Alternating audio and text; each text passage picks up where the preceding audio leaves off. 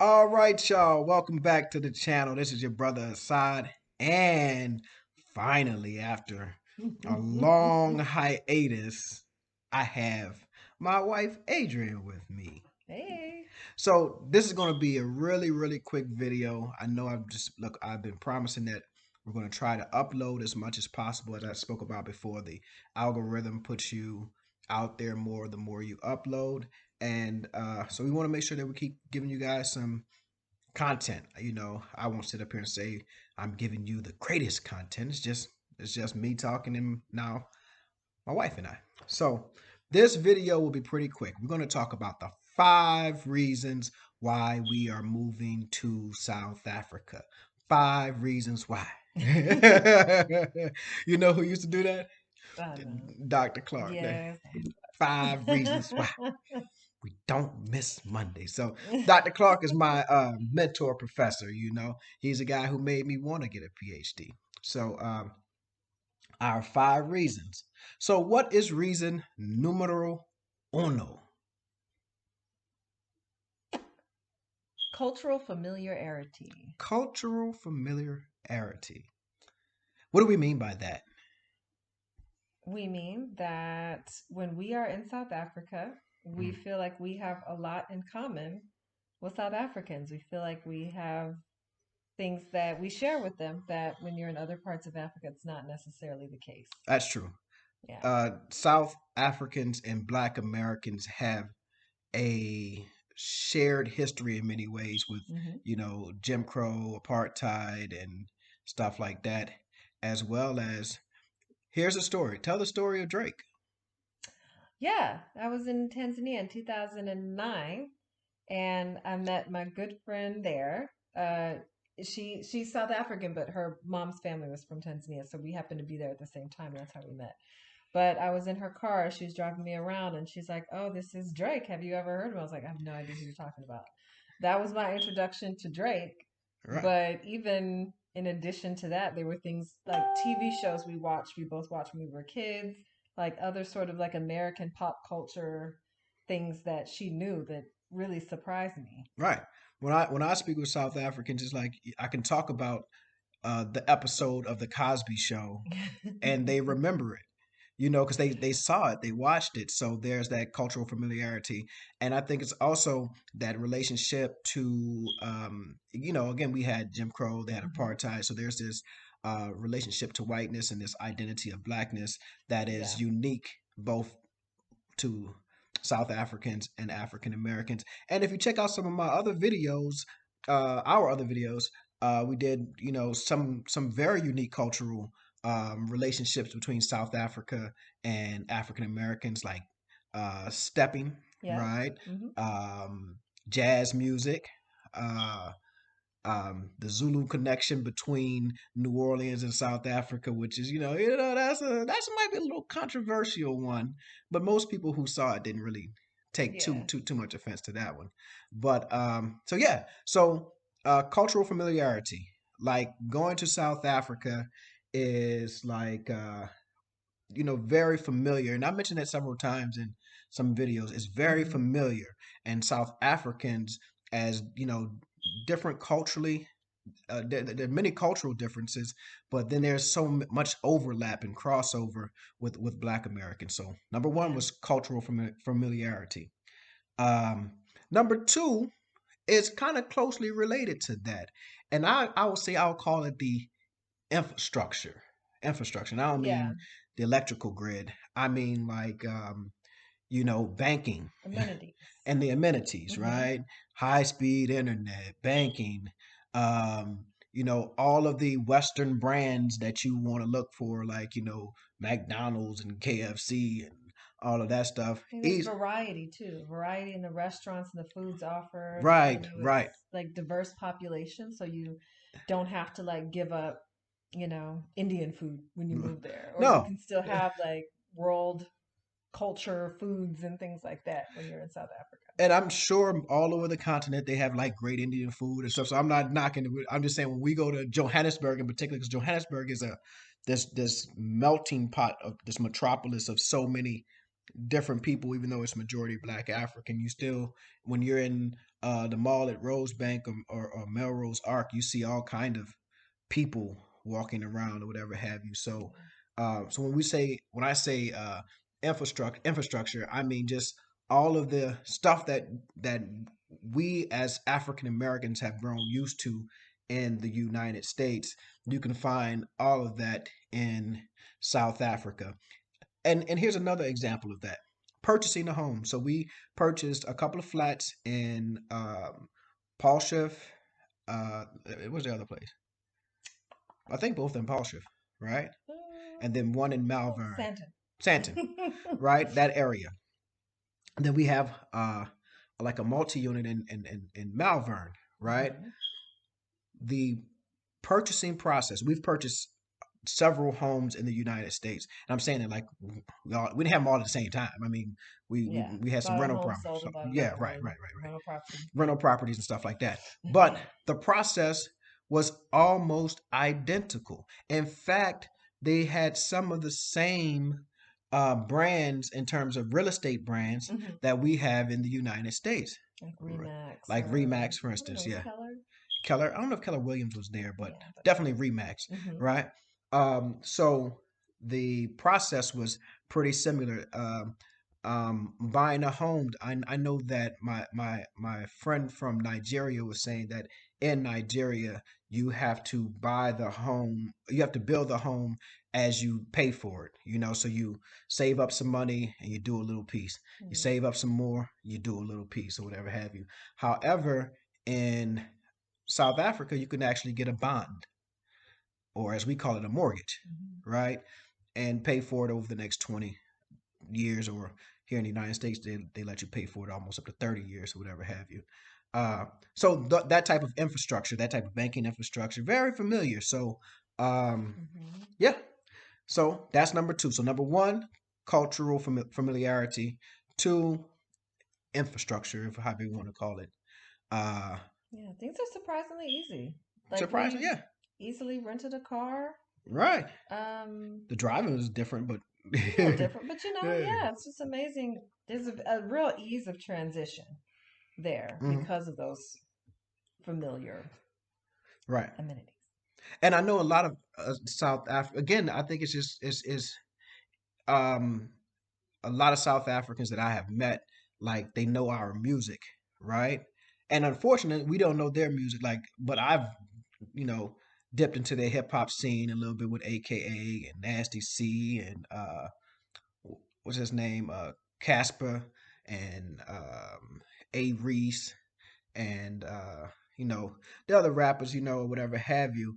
But again, like when I listen to their rap, I it's well those artists in particular is Big Zulu. Shout out to Big Zulu. Big Zulu is probably the only one that I hear rapping, not rapping in English, and he's jamming. I don't know what he's saying because I don't speak his language, but that I don't even know that I don't even want to like insult by trying to say the song. Well, all I know is I jam it in the car. I think it has like 11 million views on YouTube too. But Hmm. anyway, so the those other rappers like AKA or Casper or Nasty C, you listen to them, it's like I'm listening to some rappers from Atlanta or Chicago or whatever have you. They sound very U.S. and the stuff they're speaking. Not so much the violence and I'm gonna shoot you, I'm gonna kill you. More Yeah, like I'm doing well in life. I got all the right, ladies and we about to party. So and I appreciate the lack of right. violence or whatever Hmm. have you. Hmm. So so that kind of cultural familiarity. So three, Remind me. number three is majority black. Oh, yes. Yeah, majority black. Number three. All three, y'all. Number three is majority black. So when you go to now, this is Josie specific, right? Hmm. I don't. I guess Hmm. I guess Cape Town is majority black. I don't know, but I know that I don't Josie, know. It didn't feel it did not feel that majority way black. when we No, were in Cape Town. no, no. It felt like I don't want to insult anybody, but it felt white. It felt like definitely there was a lot of white people Yeah. in Cape Town or whatever have you. But Josie was a whole different feel. Josie felt like Hot Atlanta. Yes. It felt it felt like Atlanta. It felt like whatever other majority, Detroit, Houston, Atlanta, Vegas. Houston, Atlanta, Vegas, baby. Houston, Atlanta, Vegas. Turn up. That's what it felt like. Houston, Atlanta, Vegas. And you know that it's majority black because they everywhere. You know what I'm saying? Yeah, Black folk are everywhere there, and I love it. I love like man, we were sitting in what's that? Proud Marys, I think so. Yeah, Proud Marys, and it was just so many black folk, and I don't know who owns Proud Marys. It may be somebody white, I think so. but the patrons were for sure black, and we were sitting in there, and I was just looking around. I was like, this is a different type of experience. Like people were enjoying themselves at this restaurant. People were laughing and joking, and it was loud in there. And when you have children eating in a restaurant, you enjoy when it's loud because you don't want to sit there and be shh, shh, shh, shh, shh, be quiet, be quiet. Everybody was talking and Yeah. laughing and having a good time and just communing with others. And I think that's one thing I appreciate about that. It's like you see a lot of black folk communing with other black folk, Hmm. you Hmm. know, in ways that are not destructive or surrounding, foolishness or whatever have you. But yeah, Josie being the majority black city that it is, and I spoke about this in a previous video. There's a comfort level there. That's I talked about the privilege Hmm. of not having to quote unquote shrink yourself to fit into these other people's expectations. It's beautiful being in the majority. Yeah. Uh, so what do you think? I agree. I also think there's a big range of representation of blackness. And I don't know if that's because I don't I don't know culturally if colored people consider themselves in that sort of spectrum Of of blackness. blackness, Yeah, but in the United States, we're all black, they you black. know? So you're multiracial, but you're still black. Black. You biracial, you Um, black. right. And Right. so there it looks the same. Like there's that same spectrum You know what? of Yeah. blackness in South Mm-hmm. Africa. I don't know if they see themselves as a homogenous group, but Right. walking into it, it's like, okay, it's not, it's just all types of black people. So All that types of makes it black cool folk. too. Yeah. Yeah. Makes it familiar again. Again, that's familiar because you see light skinned black people, you see brown skinned black people, you see Right. all the black spectrum that you see in the United States or whatever Hmm. have you. Uh, as well as when you said range, it made me also think of range of status, socioeconomic Yeah, status, true. because I obviously there's poverty in South Africa, there's poverty in the United States. Right. However, I didn't, I saw a brother driving the Bentley, and I don't think he was a rapper. Yeah, I don't think he played for the NFL. I don't think he was in the NFL or Right. NBA because that's who we see drive Bentleys. And Yeah. we saw the brother pushing the Bentley. We went to the mall that time with Brandy and the brother in Yeah. the Benz. So I'm saying it to say that you see black folk who have moved up, Hmm. who are doing well or whatever have you, and then you see everyday black folk. Lisa Yeah. at News Cafe. Hmm. You Hmm. see your everyday black folk, which is good. You get to see the range, Right. and again, I think that goes to a little familiarity. However, I think living in the city that we live in, Yeah. you don't see too much of the range. You Mm-mm. see a very small segment of black folk who are doing okay, and they're not driving Bentleys. They No. drive a Lexus maybe, but not but Or not or Bentleys. Audi. Yeah, Audi. They're not driving Bentleys, They're not living in not in this city. They're not living in the states where No. you got to put your finger on the thing to get in, and you have swimming pools in the backyard. Let's see our South African brothers like for real. Yeah, no, no, no, no, no, no. Black folk in this city in particular are poor, but black folk in the United States in general are poor. Yeah. So when you That's what the data that's what data matters. says. It The matters. data tells you. Go look at the data. Not Look, Instagram. Instagram will fool you. Do not believe Instagram. Them people lying. They are lying to you. They are lying to you 100%. Just search African American poverty rates and read that. Search African American home Median ownership, household income median and household. assets, and Yeah, it's a different story from yeah. Instagram. Please don't believe the foolishness. So, We digress. yeah, but then you go to South Africa, you see people living behind, like in gated communities and just these big, beautiful homes, and you're like, and they're trying to come to America Mm. for what? No Yeah. way. No way. You just don't. You'll come over here and live in the projects. You'll come over here and end up in the projects. Look at that data on second generation African immigrants in the United States and see where they are. You know what I'm saying? That their parents may come as maybe even wealthy doctors or something like that, Yeah, right? yeah. Right. And then by second or third generation, those black people are struggling in poverty. This Hmm. country destroys blackness, you know. All right, so what was our fourth one? So that was number three. Cost of living. Cost of living. Speaking of. Speaking of what? Right. So you want to touch on it because I've been running my mouth. Yeah, Mhm. sure. So, inflation is a serious thing. It's very, very expensive. And I think we discussed this in a previous video on our Mhm. channel too. It's very expensive to do well, to build wealth in this country. If you want to send your children to really good schools and you can't afford to live in a district where Mhm. the public schools are really good because that depends on where you live. Mhm. Then you have to pay for private schools. Right. Private schools are very expensive. Housing is extremely expensive. And now gas, groceries. I mean, Everything. everything is very high. So it's not our parents' generation or theirs where you could easily buy a home and homes were affordable and it's just out of control cost of living here in the United States. So when we, take our dollar and look at what our dollar can do for us Mhm. in South Africa, it stretches much Man, there further. was a time in the United States where you only had to have one income and you could buy a house, raise a family. That was 50 years ago, Hmm. right? Well before I was born. And I don't think many people have switched that paradigm in their brain. Right. So now you definitely need two incomes, but even with two incomes, they have to be hefty. If not, you will face struggle your entire life, never be able to save. You will literally get paid on Friday to send all of your money out to Hmm. live, right? You have to pay your rent or your mortgage, you have to pay your car note, high gas, you have to pay for high food, you have to pay for high. We had a $1,700. Listen to what I'm saying. $1,700 water bill. The water to come to your house, take a bath, wash your car, cook your food. Our bill was $1,700.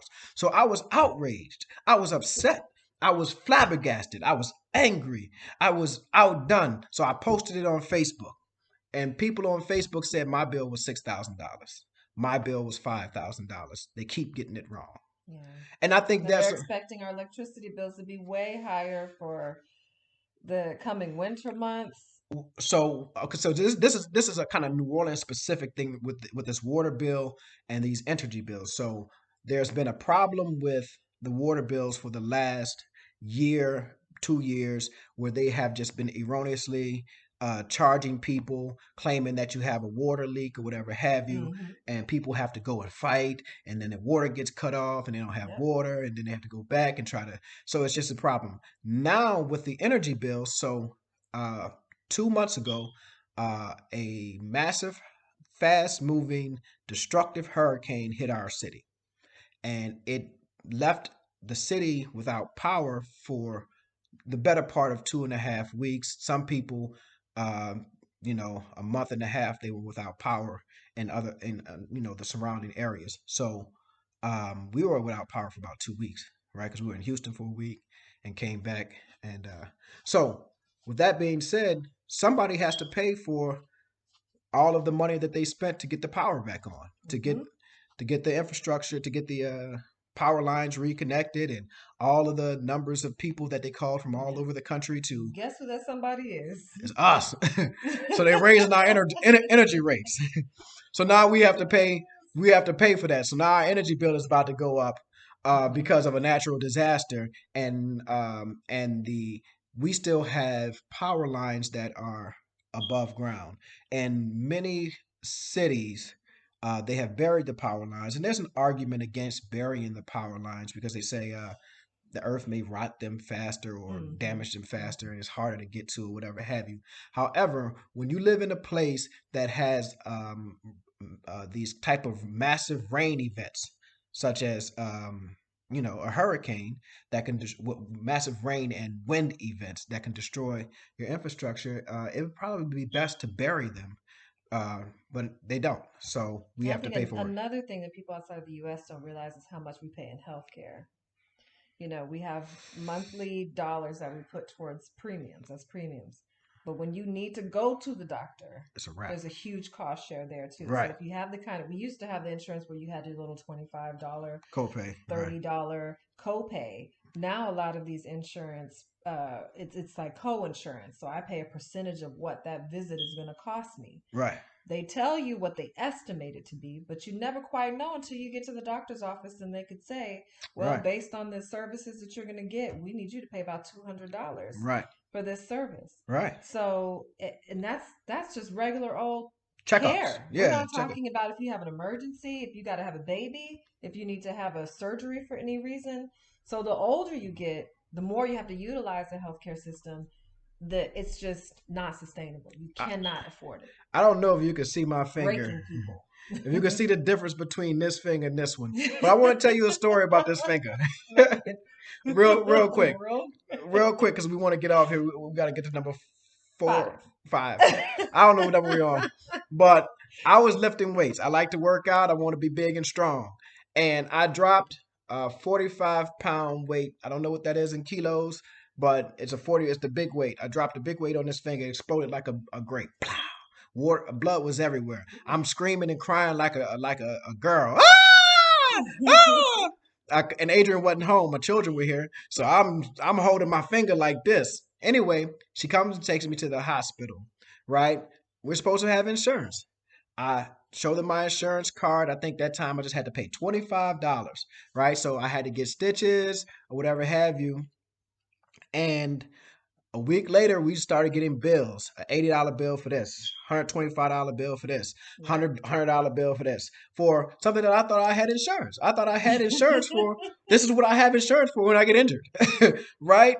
So the bills started to pile up so quickly. When it was time to go and get the stitches out, so I'm not going back to those people. I pulled my stitches out myself. I took the stitches out myself because I figured if I go back to get the stitches removed, they're going to only charge me more money. So I took some scissors. I took some scissors and cut the little part, and I pulled the stitches out myself. Hence, my finger looks like ET.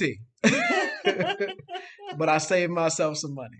Um, all right, man. But anyway, we have 22 minutes, so let's get the last one, and then boom, we're out. So let's go. We did cultural familiarity. Hmm. We did infrastructure. Yep, yep. We did majority black. We did Cost of cost of living. living. Then what is number 5? Number 5. Why are we moving to South Africa for number 5? Did we forget?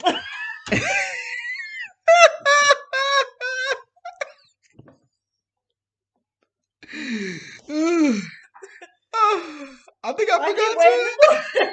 I keep waiting for it I'm waiting for it to come to my mind. Like that's right, to.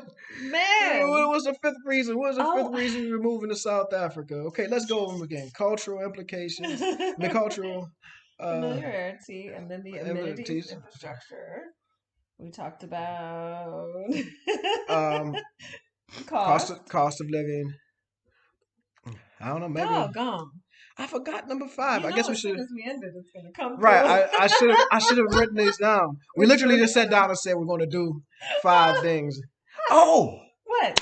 beauty, beauty, There you man. go. There you Listen, go.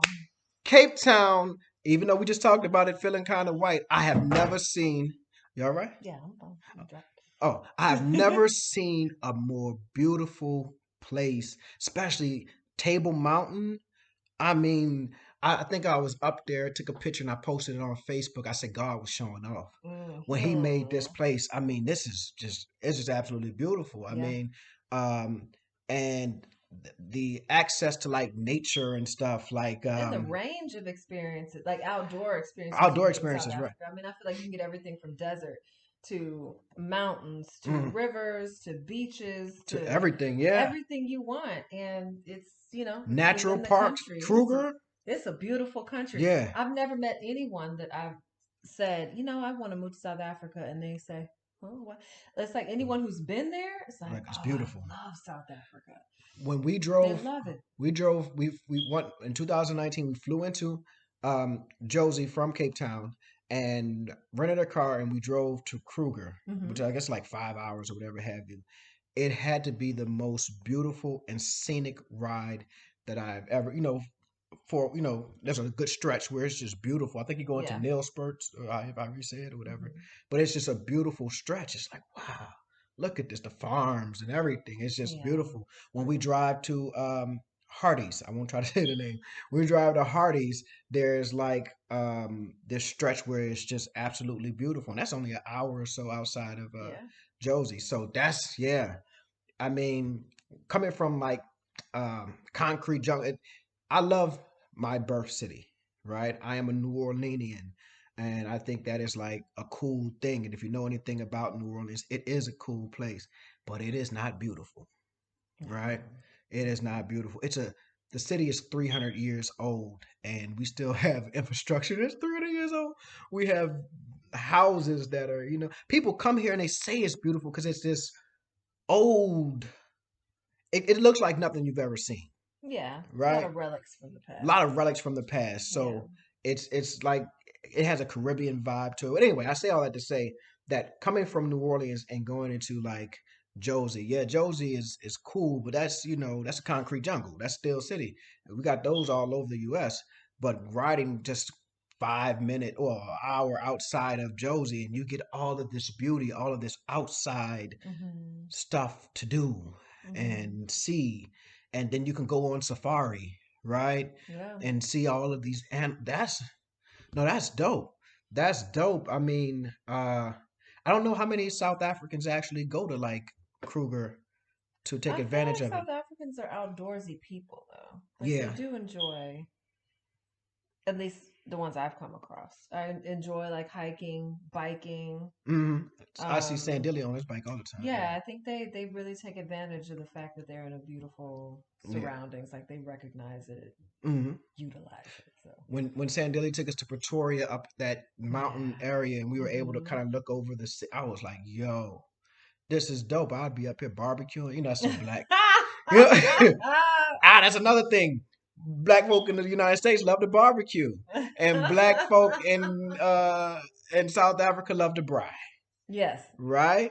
I know they don't call it a barbecue in South Africa, but if it's meat, beer, and a bunch of black folk gathering in the United States, we call it a barbecue. But in South Africa, call it a braai, and I'm with it. I'm Is ready it too late to say some honorable mentions? go It ahead, didn't run make it, the run it. top five, but there's some other reasons I think it's a special and beautiful place. Go ahead. I think they still center family. It's family and marriage Absolutely, is still very important within the absolutely. culture. I think Yeah, that's wonderful. yeah. And one of the reasons why I want my children to grow up in a place like that. I think, just children in general. What do they call it? The Labola? What is La Bola, I the think, the like the marriage, dowry. the dowry? Yeah. So I mean, we Muslims, so we have to pay one regardless. Hmm. So it's not like that's not a foreign concept to us. But I think we may be able to pay a nice one. We got you two know, sons. two sons. Oh Woo! Lord, we gotta pay two One of of y'all them. marry an American, cause we're not paying all this for y'all. Y'all need to come with us. Come to us. Ooh, that's gonna be expensive. Lord, I forgot. I got two of them. Yeah. Yeah, but yeah, so Yeah. that's cool. You said, God, I'm sorry to cut you off, but you said, Family, I got a glimpse of some of like the school system a little bit. I think it is sort of traditional. There's still like a level of, tradition and discipline exercise within schools that I think just harkens on sort of a better past within the US where people still valued yeah, education I think differently than we do now. Like it's kind of been I think teachers are more respected in South Africa. right, Yeah, right. yeah, I There's think it's still a a high, different yeah, like respect for the like profession. the respect for the profession and the student respecting the fact that this is my teacher Hmm. and he is here to educate me And the parents. and the parents. Yeah, yeah, the U.S. U.S. It's is different. It's very different. if you can't afford to pay for a decent education, then yeah, you get Very sad. And watch it. We probably don't even have to explain Fair East Side. Fair East South Side. Africans probably know what we're talking about, but for those who don't, Fair East Side from Lean On Me, the movie. That's what when Joe Clark had to go into Fair East Side. That's yeah, It's not that bad. It's yeah. such an exaggeration. Not everybody's dealing with no Fair Okay, East Side. everybody's school is not like that. But hold up now. So I had the privilege of going to a decent school, but in New Orleans, Some of man, those schools are Fair East Side. man, straight Fair East Side. The first time I heard about a school shooting wasn't Columbine. They were shooting people in New Orleans in school Oh all the time. God. Yeah. And then when you know when it became like a mass shooting, you Yeah. know, people were taking guns to school and shooting like their rival, one person. But you know, the other people took it to the next level. You know, shooting Mm. you know a lot of people.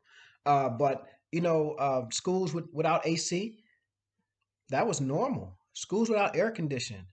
And again, I mentioned this: the richest country on earth. We had black folk going to school without air conditioning, going to school without books. Books. Ooh. That's sad, man. Let me hurry up and get out of this country, man.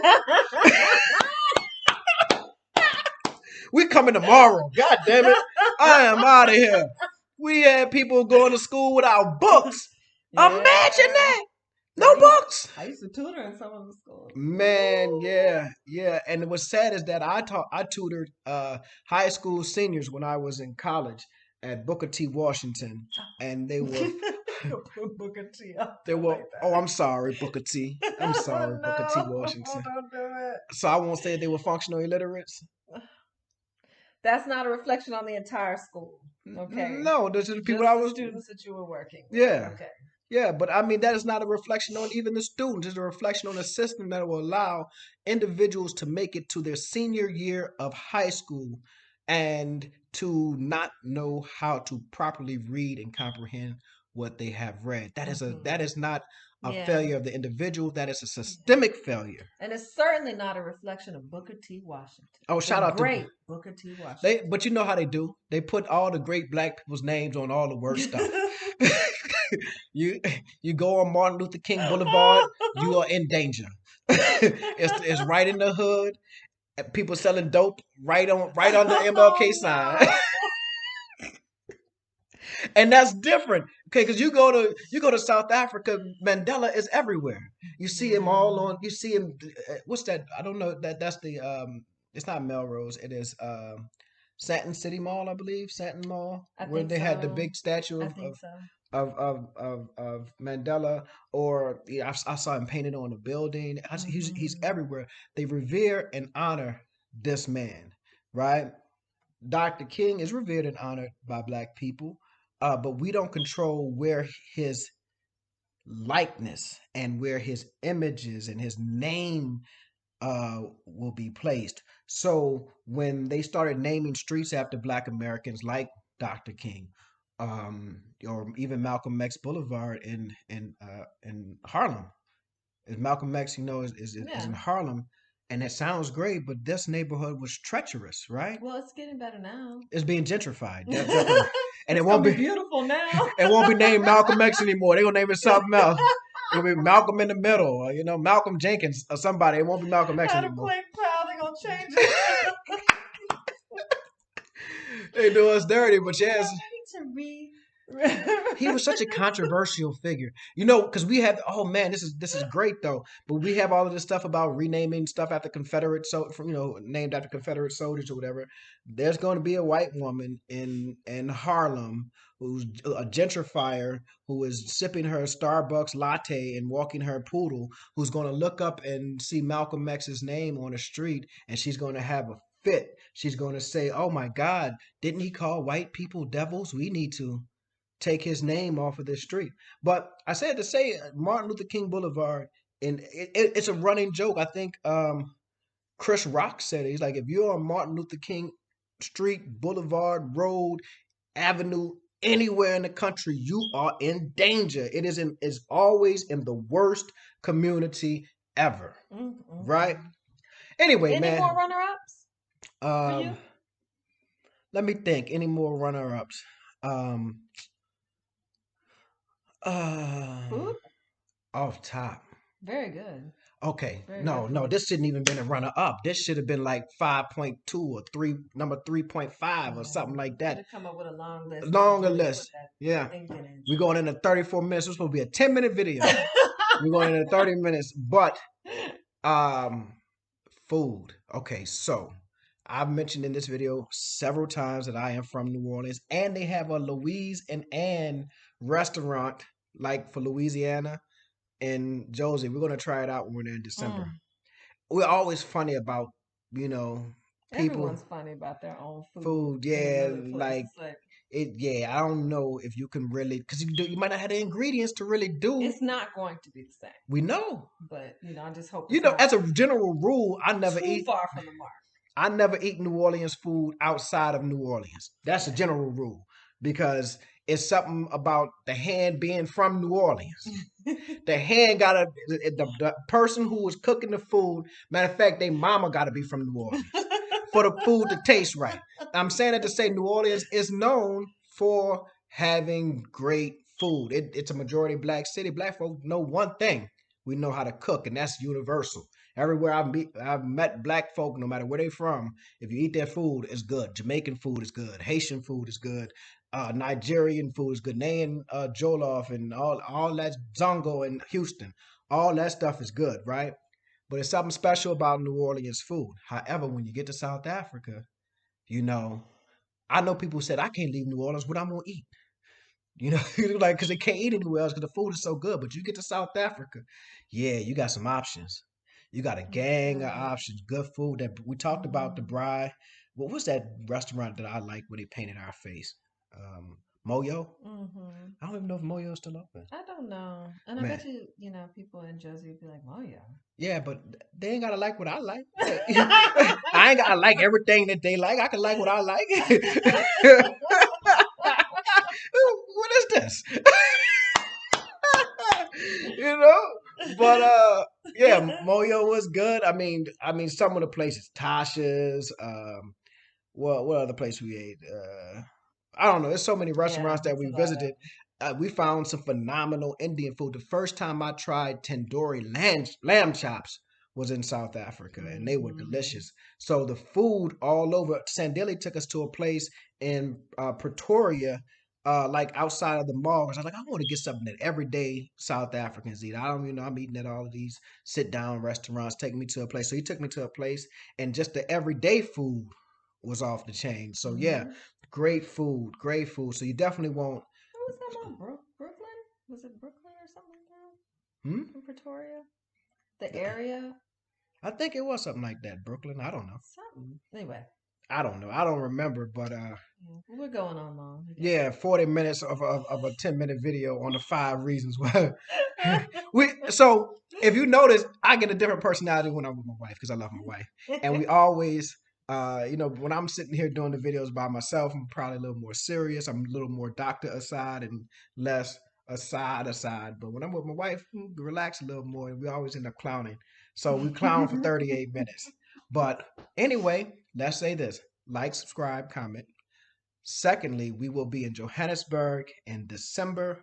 Man, I want to meet some people. I'm out here trying to meet some people. I want to meet everyday South Africans and link up with somebody, form our network because we will be moving to Johannesburg in 2022. And to tell you how serious we are, we actually had the real estate agent come yesterday Yeah. to discuss putting the house on the market. Yeah, we've already secured virtual employment. We're already in the works with working on getting a long-term visa, whether it be critical skills visa, whether it be retired person's visa, or whatever have you. So we're working on that currently. Uh, and we've already located a school that we want the children to attend. I mean, Yeah. we are knocking the stuff down piece by piece. And when we leave, somebody said, "Don't sell the house. Why would you sell your house?" First of all, I didn't have enough houses. I didn't own several houses. Secondly, when Jabril Tariq entered into the Iberian Peninsula to conquer Portugal and Spain, he told them people burn the boats. Cause either we gonna make it or that's we gonna die. I'm not coming back. There's no turning back. You don't go back. You don't escape prison to go back to visit. I will come see my people. I will visit, but I'm not coming back. No, we're gonna burn these boats. We about to sell this house. All right, man. Y'all, I love y'all. Peace.